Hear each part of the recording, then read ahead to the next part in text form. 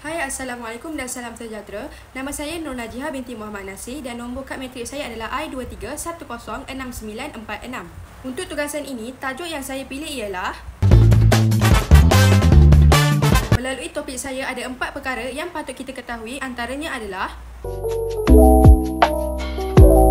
melalui manfaat dan juga kebaikan dalam pengajian sosial ini, ianya sangat penting kerana ia dapat membentuk sahsiah, nilai murni dan kesedaran sosial kanak-kanak tersebut. Selain daripada itu, ia juga dapat membantu kanak-kanak untuk belajar cara untuk hormat menghormati, bertanggungjawab dan juga bekerjasama serta menghargai kepelbagaian budaya yang ada di negara kita.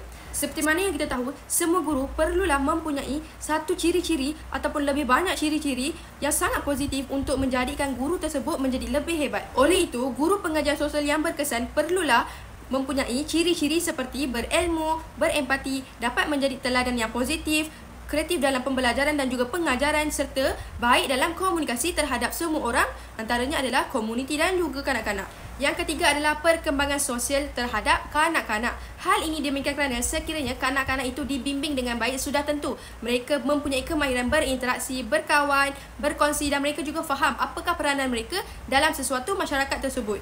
Yang keempat pula adalah NCSS ataupun community. Apakah itu NCSS? NCSS adalah National Child Safeguarding Standard. Okey, apakah peranan untuk NCSS ni? Antaranya adalah untuk memastikan keselamatan kanak-kanak itu terjamin dengan baik sama ada dari segi fizikal dan juga emosi. Kesimpulannya, guru pengajian sosial ini mempunyai peranan yang sangat penting kerana apa? Kerana ia dapat melahirkan generasi-generasi yang berakhlak, prihatin dan juga menjadi ahli masyarakat yang sangat bertanggungjawab kepada negara dan juga bangsa.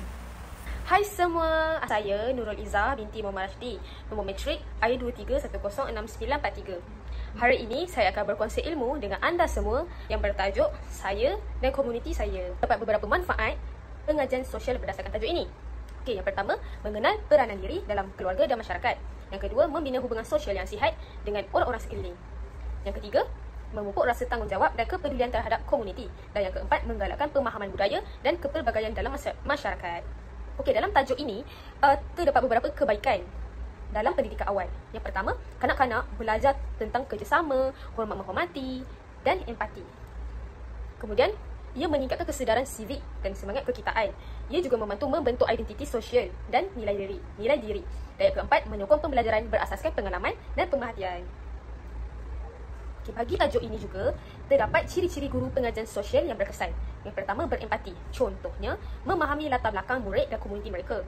Yang kedua, berpengetahuan. Contohnya, menguasai isu sosial, budaya dan nilai masyarakat. Yang ketiga, kreatif.